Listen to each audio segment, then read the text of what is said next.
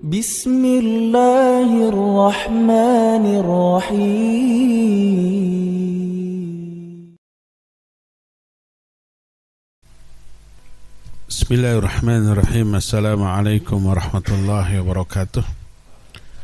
Alhamdulillah wassalatu wassalamu ala Rasulillah wa ala alihi wa ashabihi wa mawalah wa ba'd. Ikhwati fillah, kita lanjutkan. Tadi sudah dibeberkan beberapa keutamaan ilmu. Sekarang kita masuk fasal yang berikutnya, adabu thalibil ilm, adab-adab yang harus diperhatikan oleh orang yang menuntut ilmu, oleh para penuntut ilmu. Ini juga bisa menjawab pertanyaan tadi, gimana caranya kita agar istiqamah. Perhatikan adab-adab yang berikut. Saya sudah suudzon berdasarkan pengalaman sih. Kita hanya cukup waktu untuk membahas satu poin saja.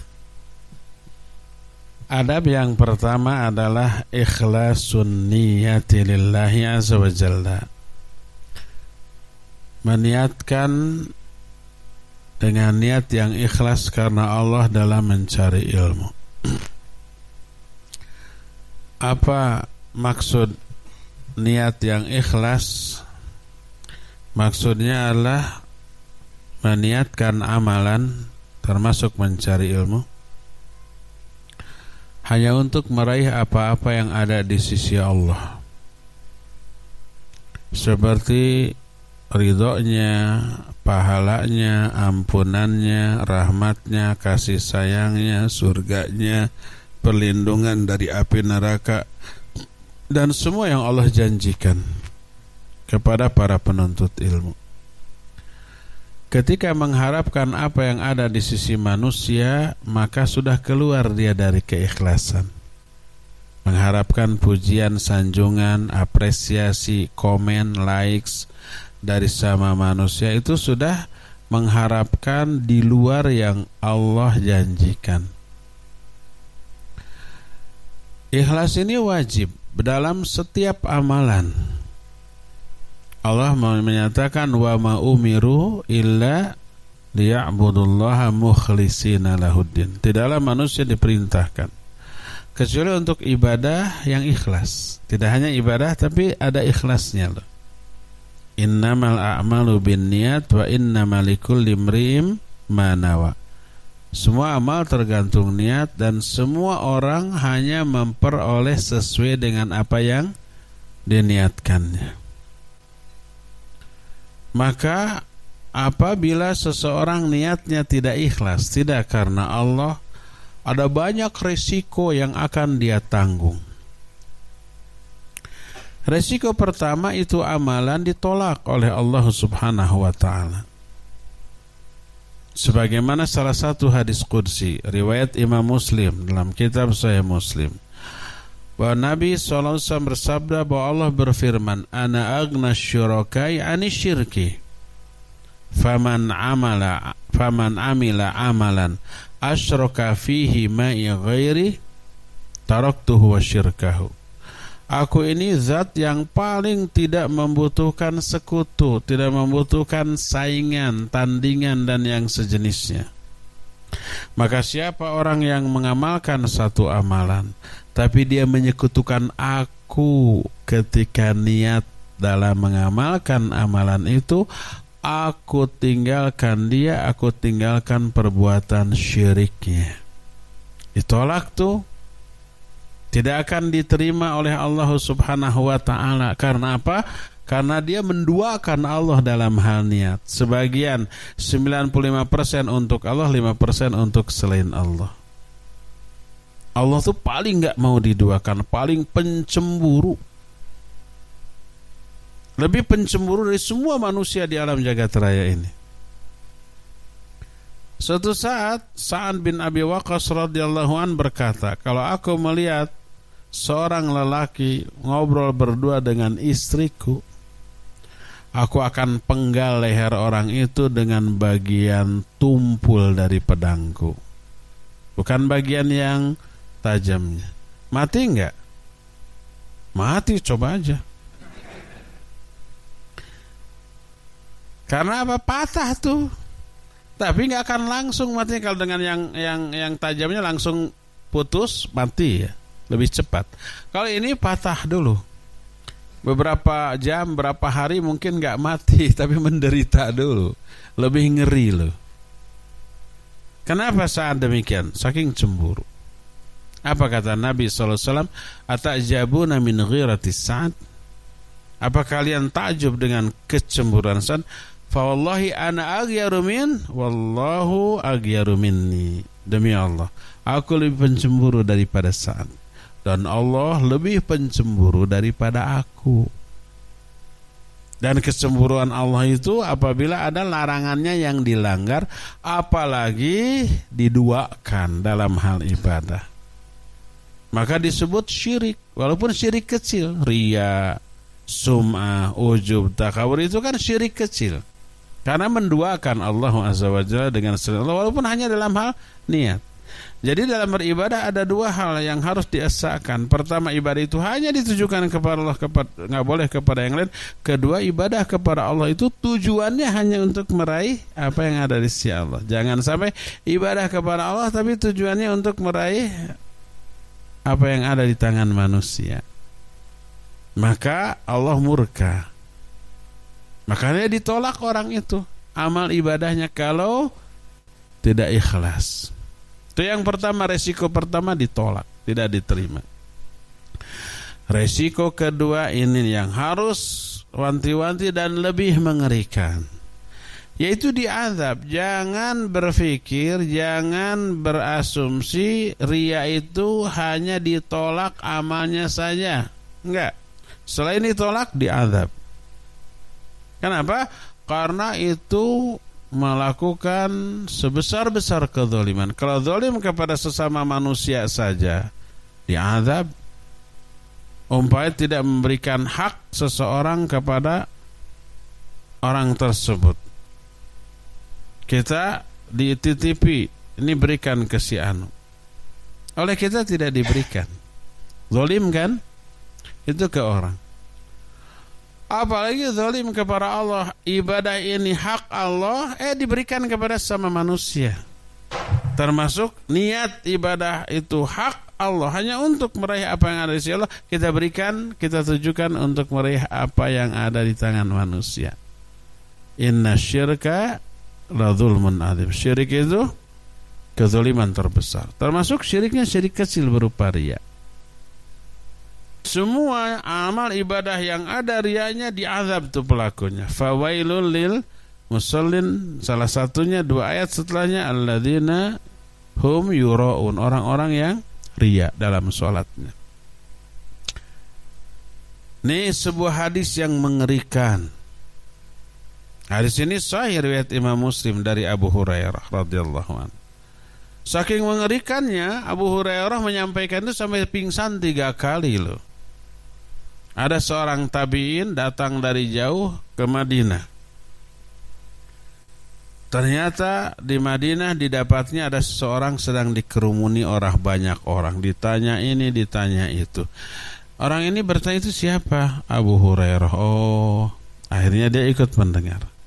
Setelah beres semua orang bubar, dia bertanya. Kata dia, ceritakan kepadaku satu hadis yang langsung kau dengar dari Rasul sallallahu alaihi wasallam. Kata Abu Hurairah, baik, aku sampaikan kepadamu satu hadis yang aku dengar langsung dari Rasul sallallahu alaihi wasallam. Di tempat ini enggak ada selain aku dan beliau saat itu. Lalu menghela nafas, gemetar, kedepruk, pingsan dia. Akhirnya diuah air, diurus. Ketika siuman lagi, beliau berkata, aku akan ceritakan kepadamu satu hadis yang aku langsung dengar dari Nabi SAW. Di tempat ini hanya aku dan beliau berdua, tak ada orang lain bersama kami saat itu. Pingsan lagi sampai 3 kali. Setelah ketiga kalinya beliau berkata bahwa Rasul SAW bersabda, inna awalan nasi yuqda yaumal qiyamah thalatha. Manusia yang paling awal dihisab oleh Allah 3 orang. Pertama dipanggil orang yang mati syahid. Terus ditanya, limadza qutilta? Kenapa kamu terbunuh? Orang ini menjawab, qataltu fi sabilik hatta qutilt. Aku berperang di jalanmu sampai aku terbunuh. Ini orang hebat. Karena dia jihad, mati syahid. Jarang muslim yang berjihad. Tidak semua muslim berjihad dan tidak semua yang berjihad mati syahid. Ini ya jihad ya mati syahid. Apa kata Allah? Kadzabta, bohong kamu. Para malaikat yang ada di sekitarnya juga berkata, kadzabta, bohong. Qatalta li ayyu qala annaka jari faqad qila dzalik. Kamu memang berperang, tapi perangmu itu kamu tujukan agar kamu disebut jagoan, pemberani, pahlawan.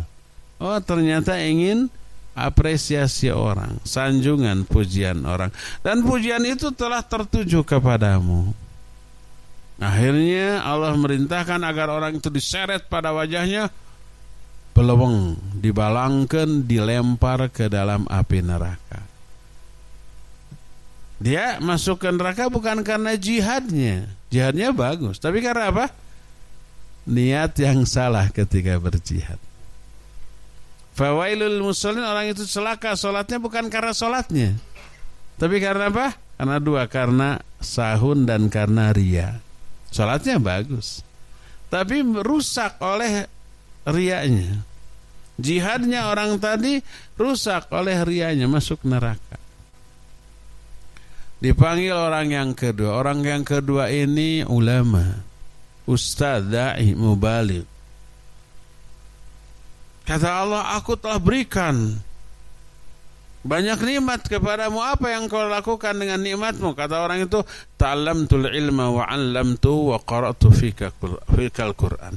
Aku selama hidup belajar mengajar, terus nggak ada waktu lain, dan aku membaca Al-Qur'an. Hebat nggak ini orang? Hebat. Jarang orang seperti ini. Kerjanya apa? Belajar mengajar. Itu luar biasa loh. Di saat dia tidak mengajar, dia belajar. Para ustadz harus lebih banyak belajarnya daripada mengajarnya. Karena bahan untuk mengajar harus terjamin stoknya tuh. Kalau stoknya kurang, hanya cukup dijelaskan 10 menit, ngajinya sejam. Setelah 10 menit habis bahan. Apa yang terjadi? Ngalor ngidul dia, ya enggak? Akhirnya cerita pengalaman yang dikarang-karang, macam-macam tuh, menyimpang. Orang tadi saya belajar mengajar, membaca Al-Quran, terus begitu. Apa kata Allah? Kadzabta, bohong kamu. Ta'allamtal ilma li ayyu qala annaka alim faqad qil wa qara'tal Qur'an bi ayyu qala annaka qari faqad qil. Kamu memang belajar, tapi niat kamu belajar agar kamu disebut orang alim, dan sebutan, pujian, sanjungan itu telah tertuju kepadamu. Ingin menjadi orang beken tadi. Kenapa kamu rajin belajar, lazim? Saya ingin menjadi ustadz terkenal. Kalau terkenal, akhwat ngantri itu. Ingin begitu tuh, ingin aspek keuntungan dunianya, aspek duniawinya, menjadi orang berilmu itu. Dan ini yang diancam oleh Rasul sallallahu alaihi wasallam, man ta'allama ilman mimma yubtagha bihi wajhullahi azza wa jalla la yata'allamuhu illa liyusiba bihi 'arada min ad-dunya lam yajid 'arfal jannah yaumal qiyamah. Siapa orang yang mempelajari suatu ilmu yang diridhoi oleh Allah, ilmunya diridhoi, ilmunya itu harus dipelajari untuk meraih ridha Allah. Tapi tidaklah dia mempelajari ilmu itu kecuali hanya untuk meraih keuntungan dunia. Lam yajid arfal jannah, dia tidak akan bisa mencium baunya surga pada hari kiamat, alias neraka. Faman fa'ala dzalik fannar, siapa yang melakukan itu neraka bagiannya tuh. Jadi ternyata ketidakikhlasan mengakibatkan terancam dengan api neraka. Akhirnya Allah perintahkan agar orang itu diseret wajahnya sampai belewer. Kalau tadi beleweng ya, sekarang belewer, dilemparkan ke dalam api neraka. Ketiga orang hartawan yang dan dermawan dipanggil. Ini juga kan hebat, banyak uang tapi banyak kebaikannya kepada banyak orang. Jarang orang seperti ini.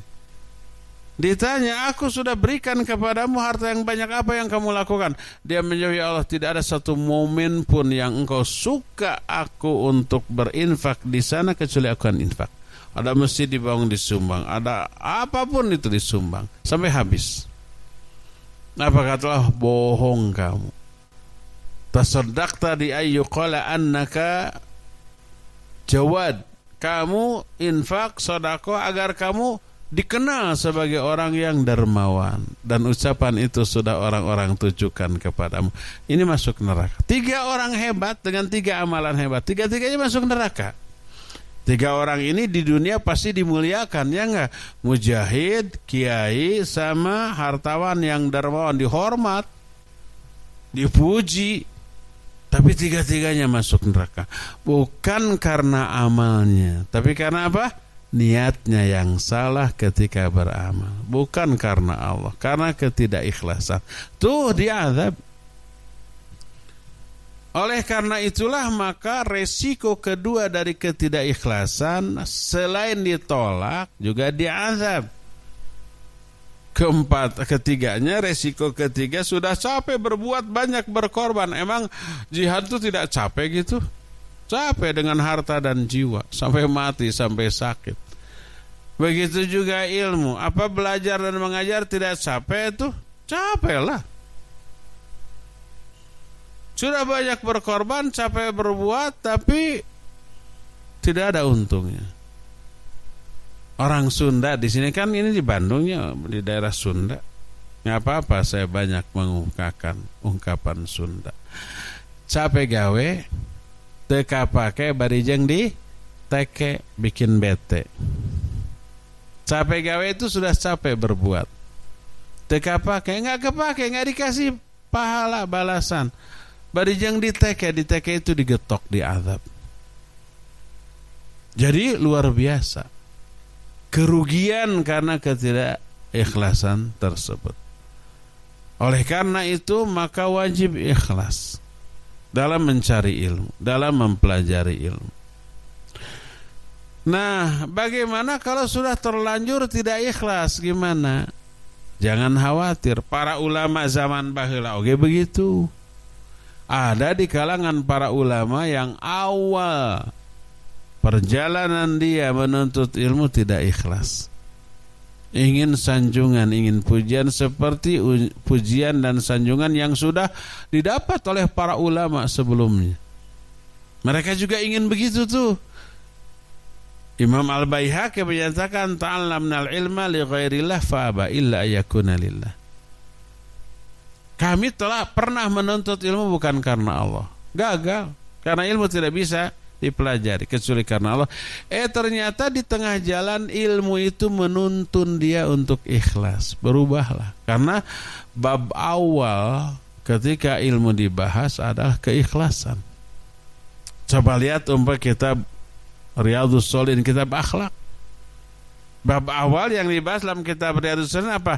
Bab al-ikhlas wa ikhdarun niyah. Tuh. Di sana dibahas ancaman bagi orang yang tidak ikhlas. Mengerikan. Di awal-awal dia sudah tersucikan, terbersihkan. Ngeri ternyata menuntut ilmu tidak ikhlas.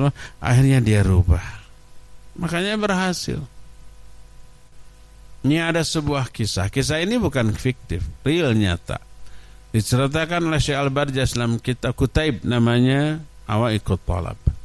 Ada seorang anak muda jomblo. Anak muda ini bodoh, miskin. Daya araheunana. Seleranya mah tinggi tuh, dia ngincer akhwat yang cantik dan kaya raya, keluarga bangsawan.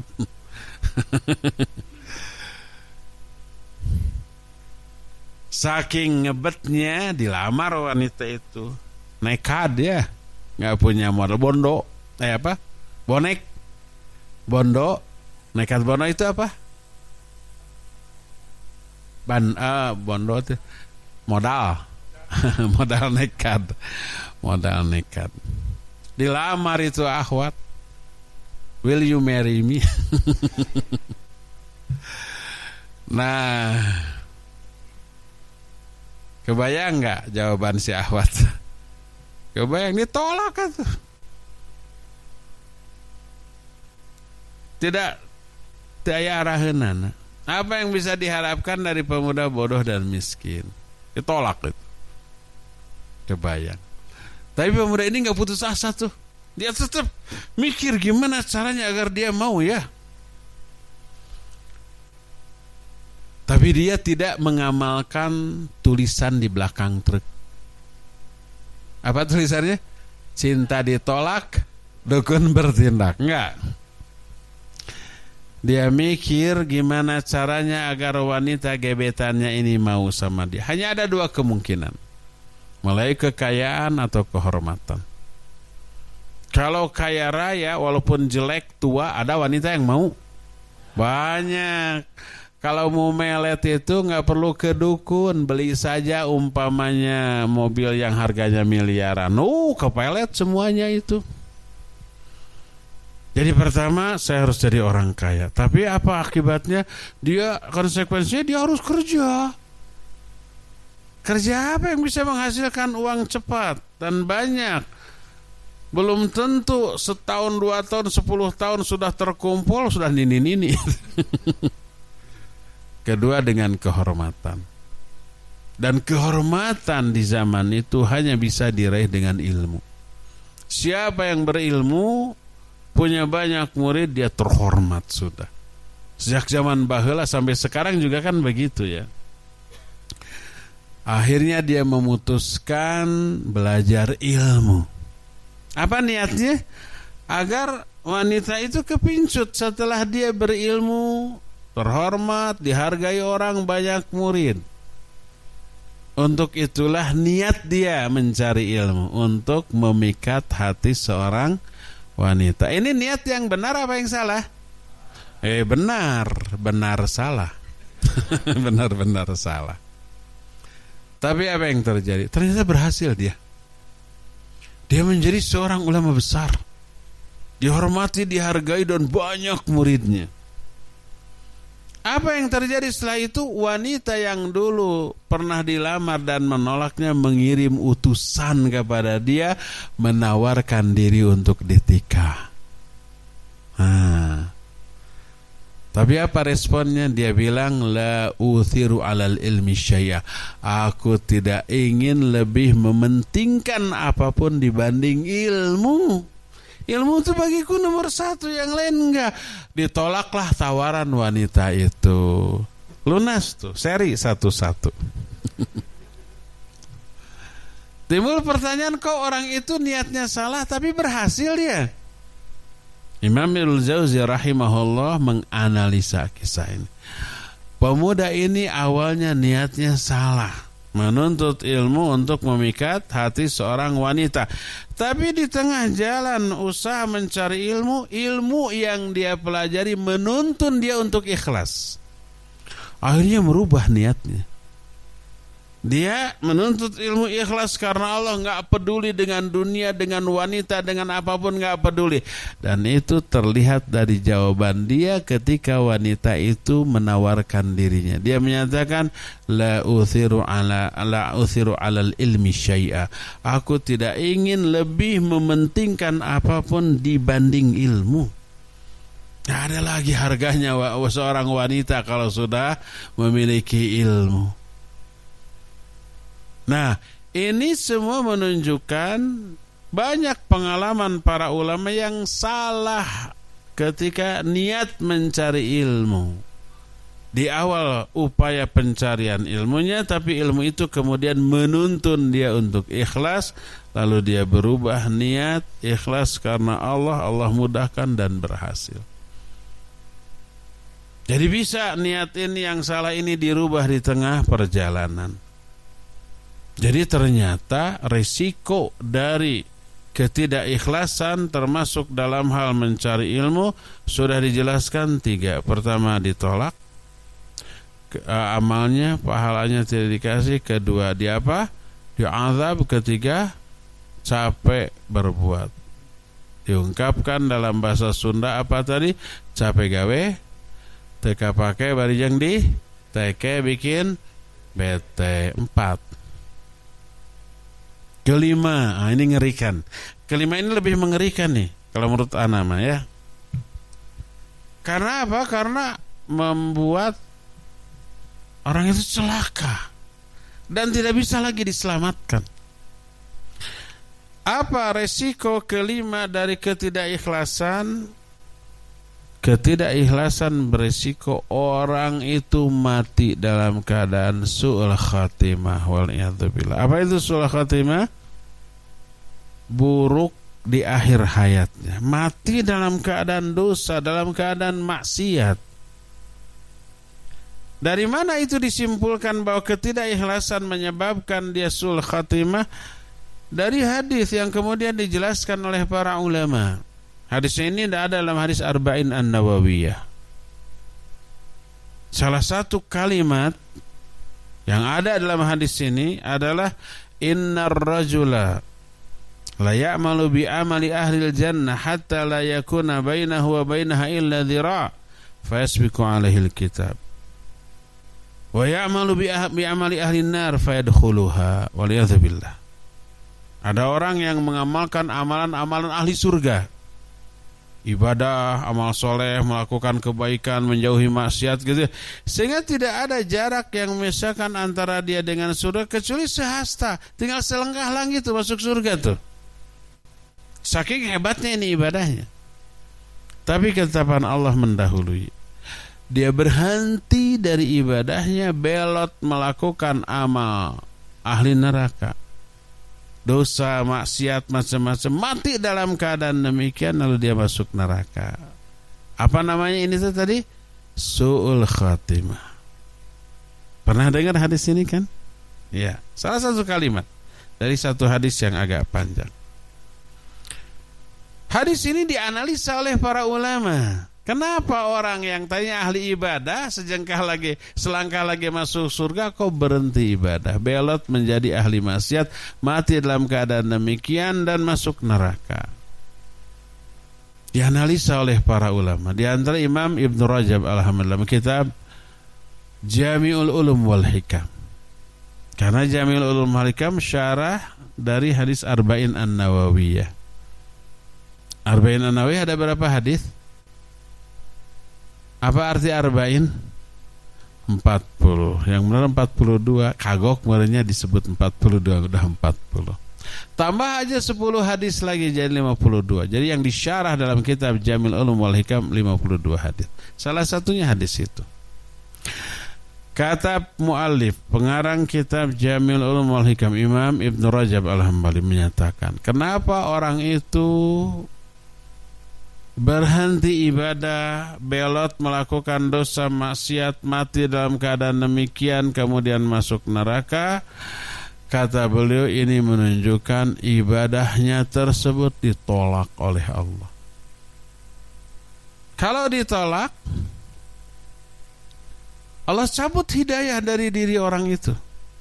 Tadinya semangat melakukan amal ibadah, tapi karena nggak benar lalu ditolak, cabut aja ibadah hidayah, berhenti aja dari ibadah amal soleh, lalu dicampakkan oleh Allah keinginan untuk berbuat buruk, dosa dan maksiat, lalu dia berdosa dan maksiat, mati dalam keadaan demikian, kemudian masuk neraka. Dicabutnya hidayah oleh Allah menunjukkan Allah nggak ridho dengan ibadah orang itu, selama ini nggak kepake. Kenapa nggak kepake?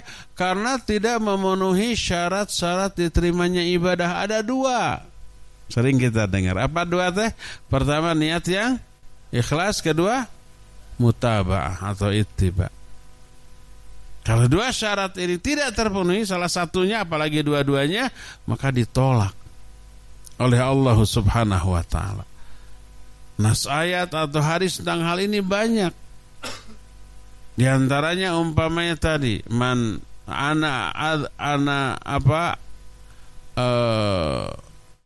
aku adalah zat yang paling tidak membutuhkan sekutu. Ana agna syurakai anisyirki.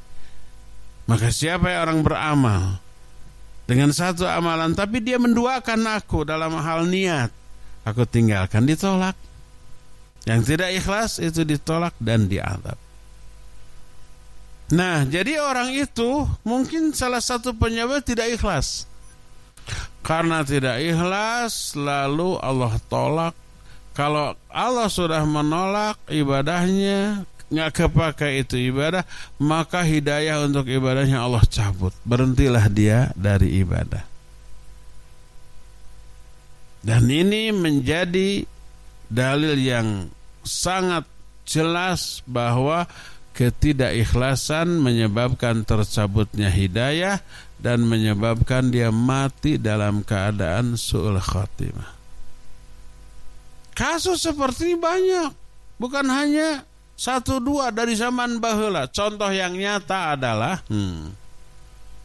ada makhluk yang ahli ibadah dengan kualitas ibadah yang luar biasa hebatnya. Tapi kemudian dia berhenti ibadah dan menjadi makhluk durhaka. Siapa? Iblis laknatullahi alaih.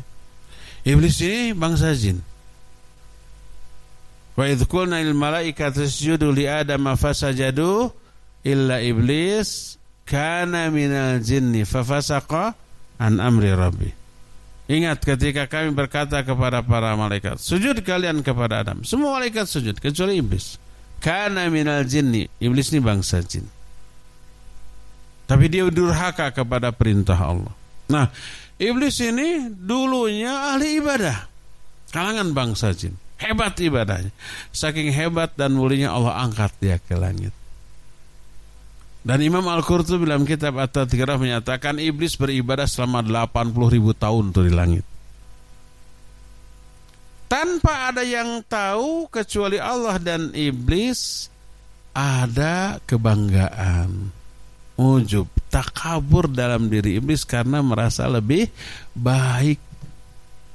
Apalagi Allah kemudian mengutus malaikat dan iblis untuk mengemban misi agung. Karena apa?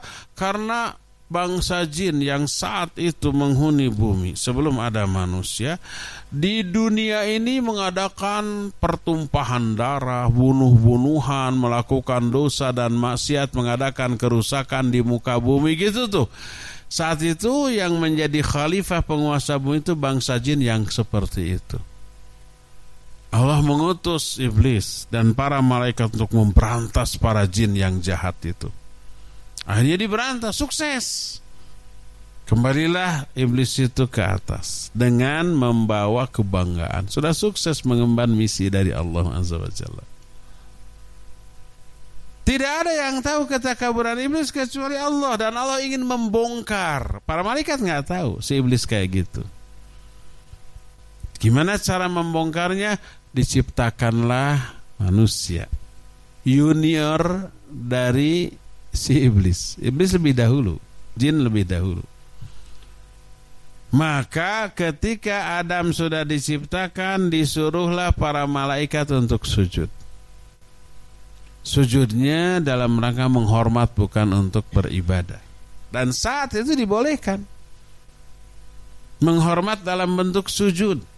Bahkan setelah manusia lama hidup di alam dunia, beberapa masa diutusnya para nabi, masih dibolehkan bersujud dalam rangka menghormat. Nabi Yusuf ketika menjadi penguasa Mesir, kan saudara-saudara yang dulu jahat sujud dalam rangka menghormat. Nabi Yakub oleh Nabi Yusuf didudukan di singgasan, terus dia dan saudara-saudaranya sujud kepada ayahnya. Sujud dalam rangka apa? Menghormat, bukan beribadah. Saat itu boleh. Adapun di zaman Nabi Muhammad SAW nggak boleh sujud walaupun dalam rangka menghormat. Beliau bersabda, "Lau kuntu amiran ahadan ayyasjuda li ahadin la amartul mar'ata litasjuda li zawjiha li azmi haqqihi 'alaiha." Seandainya aku berhak, berwenang memerintahkan seseorang untuk sujud kepada orang lain, niscaya aku perintahkan para istri untuk sujud ke suaminya, saking besarnya hak suami atas istrinya. Kalau boleh, tapi karena nggak boleh, maka beliau nggak perintahkan. Nggak boleh siapapun menghormat dengan cara sujud. Kalau sujud dalam rangka menghormat, musyrik tidak? Tidak musyrik. Hukum sujud kepada sama manusia ini ada 3. Pertama, sujud dalam rangka menyembah, musyrik tuh, ke orang, ke patung atau ke siapapun, karena sujud itu hak Allah. Kedua, orang sujud bukan karena menyembah tapi menghormat, bukan mengagungkan dalam arti beribadah, tapi menghormat. Seperti yang dilakukan oleh siapa ya? Oleh orang-orang di Jepang gitu, di Cina kan gitu sampai sujudnya. Tapi bukan rangka menyembah, tapi menghormat. Maka itu tidak musyrik, tapi maksiat, karena dilarang oleh syariat Islam. Ketiga, sujud kepada sama manusia yang dibolehkan. Itu apa? Karena ada hajah, ada keperluan. Ruku, tunduk, sujud karena ada keperluan boleh. Contohnya apa? Contohnya umpamanya ya, si ibu melihat anaknya yang masih kecil tali sepatunya lepas. Oleh si ibu diapain? Dibenerin. Otomatis harus tunduk ya. Nunduknya dalam rangka apa? Menyembah? Bukan. Menghormati anak? Bukan. Karena ada keperluan ya sama. Boleh. Seperti Mughirah bin Syu'bah melihat Rasul SAW berwudu pakai sepatu.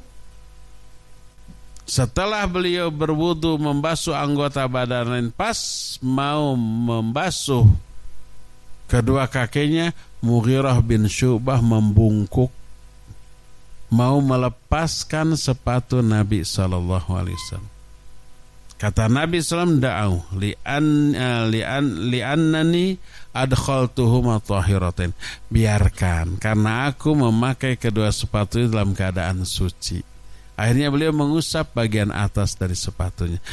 Nabi melarang Mughirah itu melarang membuka sepatu, bukan menunduknya. Menunduk di sana apakah menyembah? Bukan. Menghormat? Bukan. Tapi karena ada keperluan. Umpamanya nih, kita seorang suami atau seorang anak duduk di kursi. Ibunya kemudian bawa uang koin pluk murag ke kolong kursi. Maka diambil oleh ibunya sampai sujud-sujud di hadapan suaminya atau anaknya. Boleh enggak? Boleh, karena bukan menyembah, bukan menghormat, tapi karena ada keperluan. Yang seperti itu enggak apa-apa kalau ada hajah, ada keperluan. Jadi bersujud zaman baheula dalam rangka menghormat boleh. Para malaikat, iblis disuruh sujud. Semua malaikat karena ibadahnya selama ini ikhlas tulus langsung sujud menghormati sang junior. Siapa? Adam. Tapi si iblis yang punya ketakaburan, merasa diri lebih baik, lebih mulia dari Adam, nggak mau, aba wastakbara wa kana minal kafirin. Dia enggan. Dia tidak nurut, dia takabur, dan dia termasuk makhluk kafir. Ditanya, ma manaka antas sudah id amartuka, apa yang menghalangi kamu untuk sujud ketika aku perintahkan? Kata Allah. Apa dia bilang? Kelihatan takaburnya. Ana khairu minhu khalaqtani min nari wa khalaqtahu min tin. Aku lebih baik dari Adam. Tapi lihat alasannya menunjukkan kebodohan dia, kedunguan dia. Apa alasannya itu? Dia merasa lebih baik karena engkau ciptakan aku dari api, sedangkan engkau ciptakan Adam dari tanah. Api dianggap lebih baik. Sebodoh apa ini si iblis? Imam Ibn Qayyim rahimahullah membahas kebodohan iblis. Dari segi apapun tanah jauh lebih baik daripada api. Diterangkan beberapa sifat, keuntungan, kelebihan tanah daripada api dan kelemahan api. Api itu benda yang sama sekali tidak bisa berdiri sendiri, selalu butuh benda lain untuk eksis, ya enggak? Kalau umpamanya dia membakar kayu, kayu bakarnya habis, apa yang terjadi? Mati. Kompor gas tuh ya, habis gasnya, mati dengan sendirinya. Disiram air, mati. Ditiup agak sedikit kencang, mati. Menunjukkan kelemahan api, tidak bisa berdiri sendiri. Kedua, api itu sifatnya merusak, tidak ada manfaatnya kecuali satu, mematangkan. Itu pun kalau terkendali. Kalau nggak terkendali mah matang semuanya. Ketiga, api itu benda yang tidak bisa tegak. Kalau tegak ada sedikit hembusan air, bergoyang dia ya. Tapi coba tanah, ya, tanah itu tidak membutuhkan apapun, tapi dia dibutuhkan oleh apapun. Tanah mengandung nutrisi yang dibutuhkan oleh makhluk lain. Tanah itu tempat berpijak seluruh makhluk lain. Tanah itu yang paling kokoh dibanding benda-benda lain. Dari segala segi tanah jauh lebih baik daripada api. Lalu kenapa si iblis merasa lebih baik hanya karena bahan pembuatannya dari api? Para tanah dari segala aspek lebih bagus daripada api. Nah, ini si iblis muncul ketakaburan. Oleh karena itu, ketakaburan iblis ini nggak ada yang tahu kecuali Allah, dan Allah akan membongkar. Ketika Allah berkata kepada malaikat, inni ja'ilun fil ardi khalifah, aku akan membuat khalifah di muka bumi. Para malaikat menjawab, ataj'alu fiha ma yufsidu fiha wa yasfikud dima wa nahnu nusabbihu bihamdika wa nuqaddisu lak. Ya Allah, kenapa engkau akan menjadikan makhluk yang akan mengadakan kerusakan di muka bumi, mengadakan pertumpahan darah, sedangkan kami selalu bertasbih mensucikanmu? Apa kata Allah? Inni a'lamu ma la ta'lamun. Aku lebih tahu daripada kamu. Aku mengetahui apa yang tidak kamu ketahui. Kata Imam Al-Qurtubi, aku mengetahui ketakaburan iblis yang kamu tidak tahu, dan aku akan membongkarnya. Kenapa malaikat tahu bahwa khalifah itu karakternya begitu? Mengadakan kerusakan, mengadakan pertumpahan darah. Karena khalifah sebelumnya begitu tuh, dari kalangan bangsa jin yang diberantas itu. Itu khalifah sebelumnya, penguasa atau penghuni bumi sebelumnya begitu. Sekarang Allah menyatakan aku akan buat lagi khalifah. Wah, kayak dulu nih, kan gitu. Kata Allah, aku mengetahui ketakaburan iblis yang tidak kalian ketahui, dan aku akan bongkar. Terbongkarlah ini. Sejak detik itu iblis menjadi makhluk yang durhaka, terlaknat sampai kiamat, dan dipastikan abadi selama-lamanya di dalam neraka. Su'ul khatimah. Kenapa su'ul khatimah? Karena ketidakikhlasan selama ibadah. Dilihat efek dari ibadah yang tidak ikhlas itu muncul rasa takabur. Ingin dihargai, diapresiasi oleh orang. Dan posisi orang yang berilmu sangat rentan dari ingin dihargai, ingin dimuliakan, sehingga dia tersinggung kalau ada orang lain yang dianggap tidak memuliakannya, tidak menghargainya, tidak ihtiram kepadanya. Kalau ada orang salaman tidak cium tangan, wah ngambek, yang tidak dasar su'ul adab, kan gitunya. Apalagi ciumnya itu bukan hanya punggungnya, dibulak-balik dekok sampai basah. Bahkan ada lagi yang mencium kakinya, aduh na'udzubillah, ya. Hulu itu namanya. Tersinggung dia, lalu beralasan bukan diri anehnya yang dihargai, tapi ilmunya. Nabi SAW para sahabat jauh lebih berilmu. Apakah Nabi dicium tangan bolak-balik sampai dekok? Kan tidaknya. Para sahabat lagi duduk, Nabi SAW datang langsung pada berdiri. Nabi gak mau. La tuturuni kama ataratin nasara ibnu Maryam. Jangan kalian mengkultuskan aku sebagaimana orang Nasrani mengkultuskan ibnu Maryam. Enggak mau Nabi sallallahu alaihi wasallam. Tetap ibqa makarak. Tetaplah kamu di tempat kamu. Enggak perlu berdiri. Apalagi harus salaman sampai cium-cium tangan. Jadi kalau ada orang yang tidak menghargai, dia tersinggung. Karena apa? Karena memang dia ingin dihargai gitu. Lalu berhujah, bukan harus menghargai diri anaknya, tapi ilmunya kan kayak gitu. Mengaku dirinya berilmu, mengklaim dirinya berilmu. Nah seperti ini ya. Ini salah satu contoh orang yang tidak ikhlas atau makhluk yang tidak ikhlas dalam beribadah, dicabut hidayahnya oleh Allah dan su'ul khatimah. Berdasarkan hal itu resiko keempat dari ketidakikhlasan yaitu apa? Mati dalam keadaan su'ul khatimah. Ini tinggal 15 menit lagi menjelang penutupan. Sudah cukup satu aja itu ya. Jadi 4 atau 5 risiko dari ketidakikhlasan. Wajibnya ikhlas sebagai salah satu adab dalam mencari ilmu. Semoga poin-poin lainnya bisa kita bahas di masa-masa yang akan datang. Sekarang kita buka lagi sesi tanya jawab ya. Silakan. Bismillahirrahmanirrahim. Assalamualaikum warahmatullahi wabarakatuh, Pak Ustadz. Saya mau bertanya dan saya mau meminta ilmu, barangkali dari Pak Ustadz ada yang bisa dibagi. Bagaimana cara supaya kita kalau beribadah itu tanpa mengharapkan sebuah pahala, melainkan hanya bentuk cinta kita kepada Gusti Allah Subhanahu wa taala. Bukankah jika kita bisa menghilangkan perasaan tersebut, kita bisa lebih ikhlas dalam beribadah? Dan bukankah mengharapkan sesuatu itu salah satu contoh ketidakikhlasan? Mohon dijelaskan Pak Ustaz. Asih. Taib, barakallahu fiik. Tidak boleh ibadah mengharapkan pahala atau surga atau karena takut ke neraka.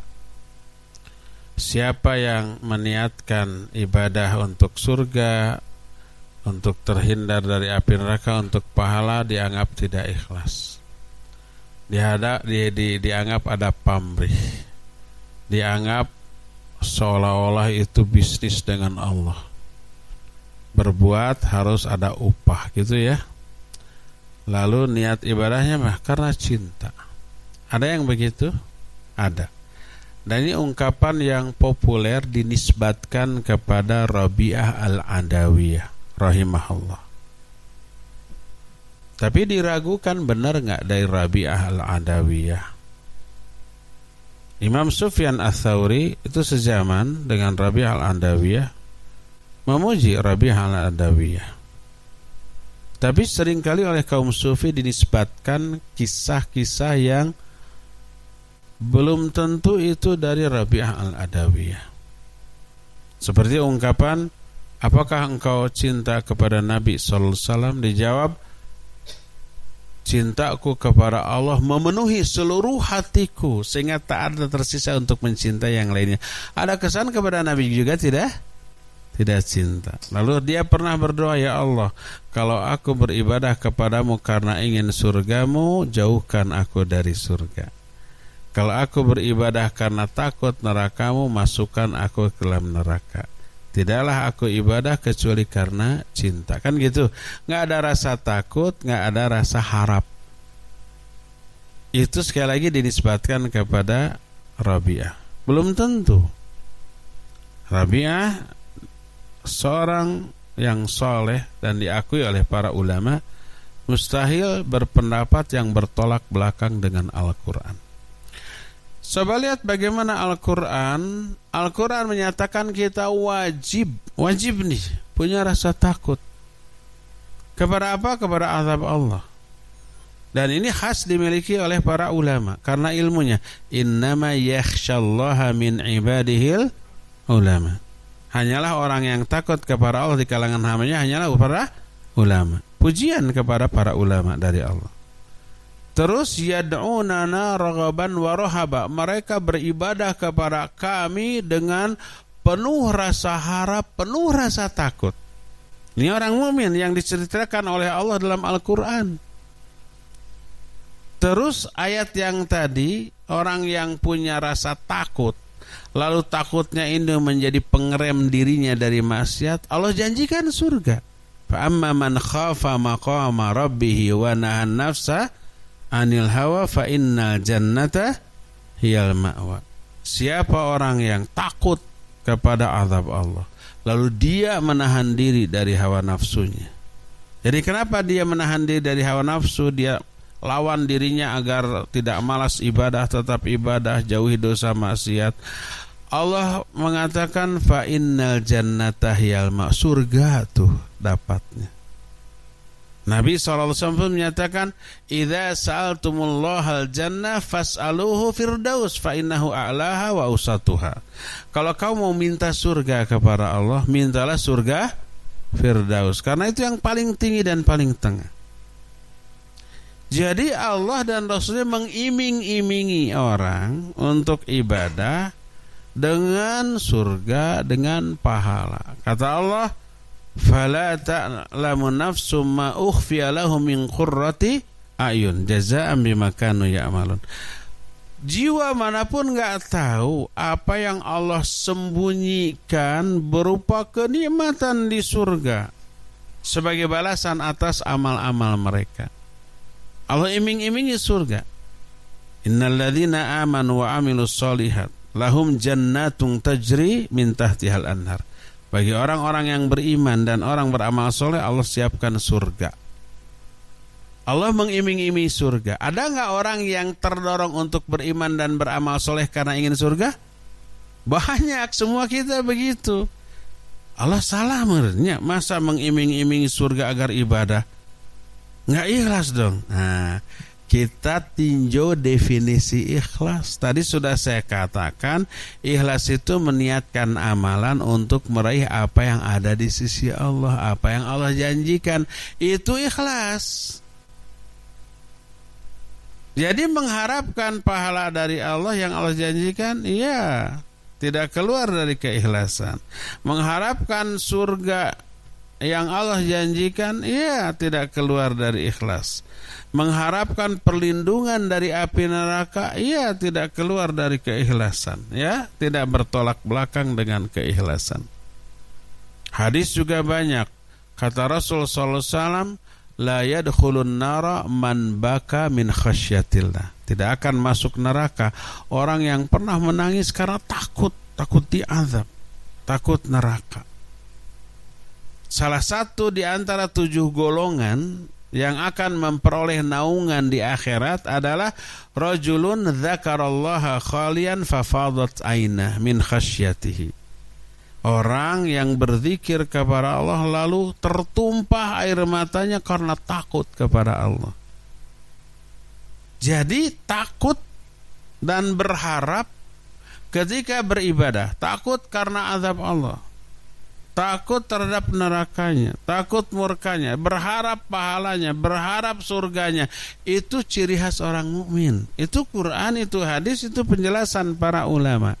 Maka nggak mungkin nih ayat dan hadis tersebut terhapus hanya karena ungkapan orang, siapa yang mengharapkan pahala ketika ibadah berarti tidak ikhlas. Itu kata siapa? Bertolak belakang dengan ayat, bertolak belakang dengan hadis, bertolak belakang dengan penjelasan para ulama. Itu pertama. Kedua, kalau kita beribadah mengharap pahala, mengharap surga, kayak bisnis aja dengan Allah, jual beli gitu kan, perhitungan banget gitu ya. Kita jawab, iya, kita berbisnis dengan Allah, kita jual beli dengan Allah. Kata siapa? Allah. Allah mengistilahkan ibadah kita dengan istilah jual beli dalam banyak ayat tuh. Lihat umpama surah As-Saff ayat yang ke-10 ya. Ya ayyuhalladzina amanu hal adullukum ala tijaratin tunjikum min adzabin alim. Hei orang-orang yang beriman, mau enggak aku tunjukkan kepada kalian sebuah tijarah? Apa makna tijarah? Bisnis, perniagaan, jual beli yang bisa menyelamatkan kalian dari azab yang pedih, yaitu tu'minuna billahi wa rasuli wa tujahiduna fi sabilillah bi amwalikum wa anfusikum. Iman kepada Allah dan Rasul dan jihad, itu jual belinya tuh. Allah mengistilahkan iman dan kepada Allah dan Rasulnya serta ibadah sebagai aplikasi iman, dan jihad dianggap sebagai bisnis, tijarah, perniagaan antara Allah dengan manusia. Manusia menjual hartanya dan jiwanya kepada Allah, membelinya dengan surga. Dalam surah At-Taubah 111-112, innallaha ashtara minal mu'minina anfusahum wa amwalahum bi anna lahumul jannah yuqatiluna fi sabilillah fayaqtuluna wa yuqtalun. Sungguhnya Allah telah membeli harta dan jiwa orang-orang mukmin dengan surga. Mereka berperang di jalan Allah, mereka membunuh dan terbunuh. Sampai di akhir ayat itu, fastabshiru bi bai'ikum alladzi bay'atum bih. Berbahagialah kalian dengan jual beli yang kalian lakukan dengan Allah. Jadi kalau ada orang yang mengatakan kayak bisnis aja dengan Allah, perhitungan Allah, Allah yang mengistilahkan itu bisnis, tijarah, jual beli. Orang munafik juga jual beli dengan Allah, tapi mereka menjual hidayah ditukar dengan azab. Kata Allah ketika menjelaskan orang-orang munafik dalam Al-Baqarah dalam surat awal-awal ya, ulaikal ladzina ishtarawud dhalalata bil huda fama rabihat tijaratuhum wa makanu muhtadin. Merekalah orang-orang yang membeli, yang menjual hidayah dengan kesesatan, yang membeli kesesatan dengan hidayah. Kata Allah, fama rabihat tijaratum, tijarah mereka, bisnis mereka, perniagaan mereka itu tidak akan untung. Karena hidayah yang sudah diberikan dijual, kesesatan dia ambil sebagai ganti dari hidayah yang sudah dia buang, sudah dia jual. Ya, kita katakan itu jual beli, itu bisnis, itu tijarah, ya, dan itu istilah dari Allah Azza wa Jalla. Perhitungan untung ruginya itu dilihat dari pahala, dari surga, ya, yang dijualnya jiwanya, raganya, hartanya, dan seterusnya. Jadi kembalikan segala sesuatu kepada Al-Quran Sunnah. Jadikan Quran Sunnah sebagai barometer untuk menilai segala sesuatu, bukan omongan orang.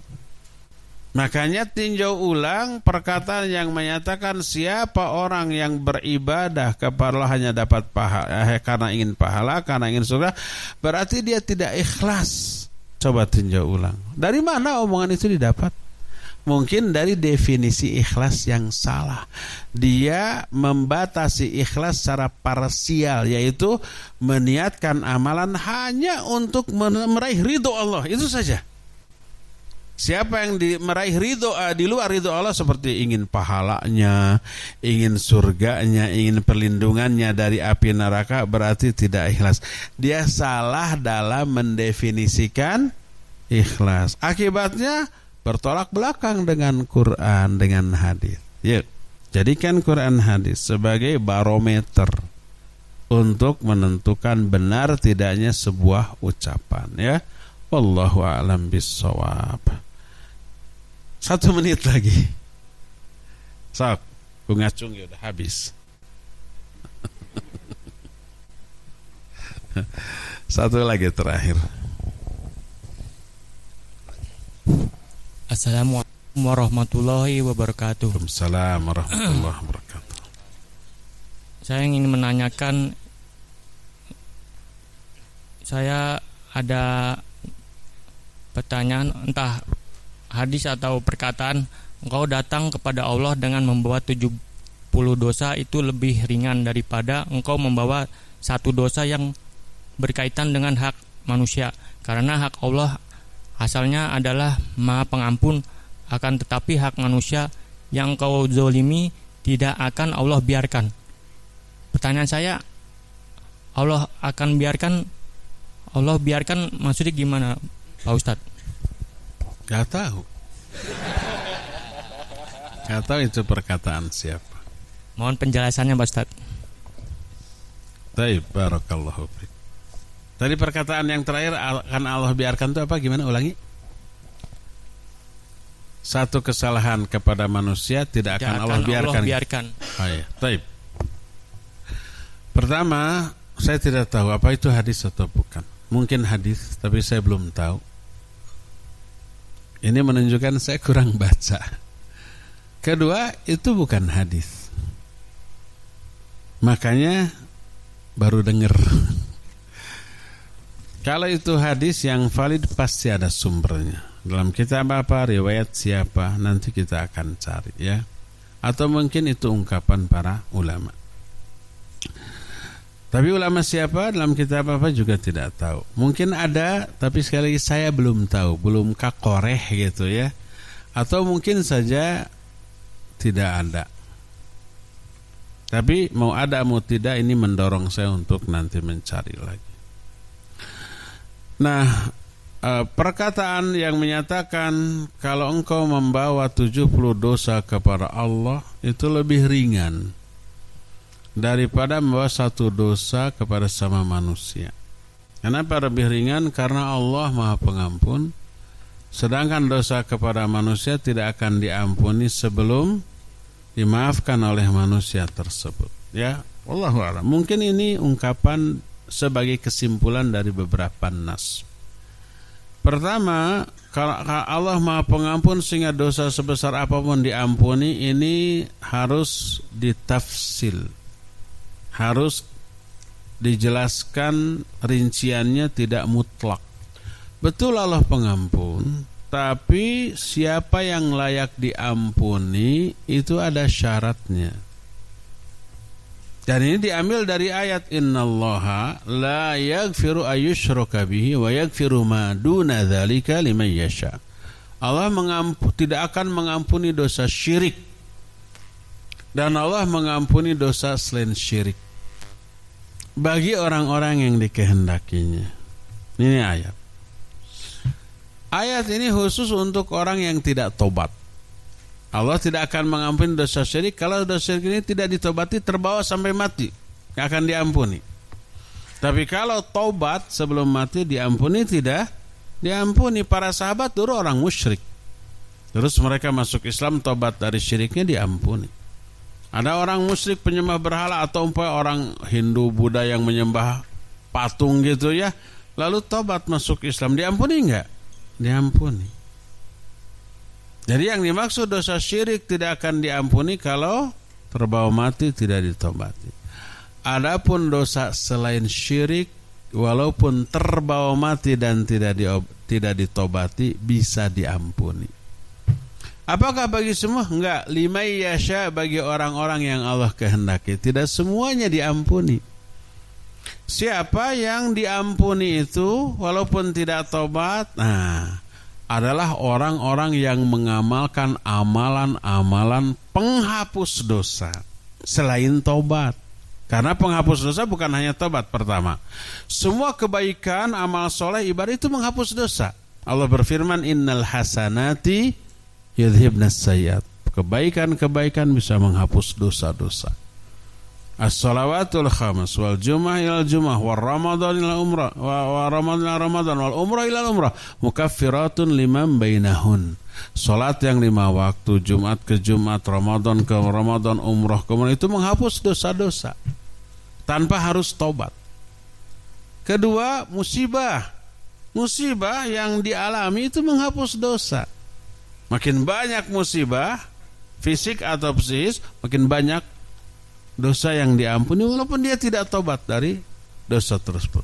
Ketiga, istighfar orang lain, doa orang lain. Kitanya berdosa, tidak tobat, orang lain, ya Allah ampuni dosa si fulan, dan dikabulkan. Bisa terhapus? Bisa, ya. Infak dan sedekah itu menghapus dosa-dosa, dan banyak lagi faktor penghapus dosa yang lain. Nah, itulah orang-orang yang diampuni dosanya walaupun terbawa mati. Adapun orang berdosa, tidak tobat, tidak banyak melakukan kebaikan, ketika dapat musibah dia malah meraung-raung, ya, dia tidak ridho, dia putus asa, pokoknya tidak memiliki faktor penghapus dosa sehingga dosanya utuh, maka dosa orang ini tidak akan diampuni oleh Allah Subhanahu wa ta'ala. Itu yang pertama. Kedua, jadi kesimpulannya Allah akan mengampuni dosa seseorang walaupun orang itu tidak taubat dari dosa itu, dengan syarat dia memiliki beberapa faktor penghapus dosa. Melakukan banyak kebaikan gitu ya, menghapus dosa itu. Terus dia dapat banyak musibah dan dia sabar, itu menghapus dosa. Terus dia didoakan oleh orang lain, dia juga itu menghapus dosa, dan seterusnya. Adapun yang tidak memiliki faktor penghapus dosa, maka dosanya tetap utuh. Itu pertama.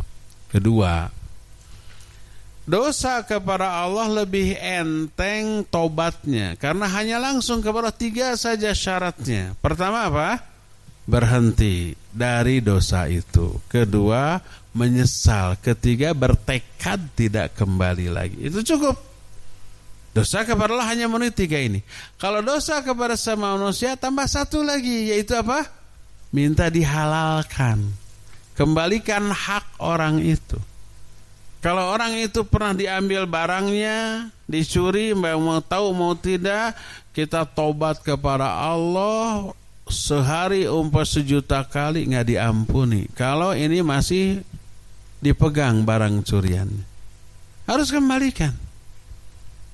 Kalau dia pernah merampas kehormatan orang itu, dihina, dicaci, dimaki, orang itu sakit hati, tobat kepada Allah, tapi nggak minta maaf ke dia, nggak akan diterima tobatnya. Jadi syarat tobat kepada sama manusia ada 4. Kalau kepada Allah hanya 3, kalau kepada manusia ada 4. Itu minta dihalalkan, minta maaf, minta dihapus kesalahannya. Makanya lebih berat.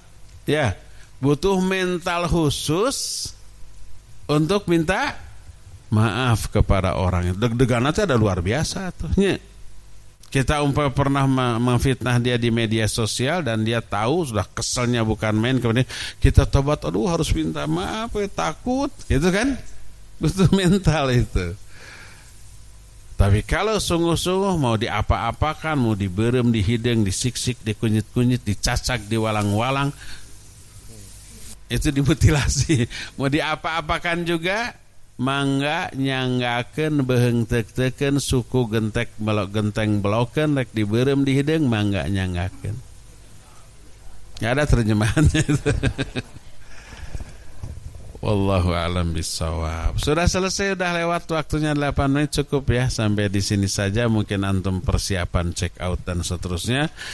Saya mohon maaf kalau ada kekurangan, kesalahan, kekeliruan, mohon dimaafkan. Semoga Allah mengampuni seluruh kesalahan kita selama acara ini, menerima semua amal-amal baik, mengabulkan semua doa-doa selama di sini, dan semoga Allah mempertemukan kita kembali di masa yang akan datang dengan kondisi yang jauh lebih baik dari sekarang. Subhanakallahumma bihamdik, asyhadu an la ilaha illa anta, astaghfiruka wa atubu ilaik, walhamdulillahi rabbil alamin. Wassalamualaikum warahmatullahi wabarakatuh.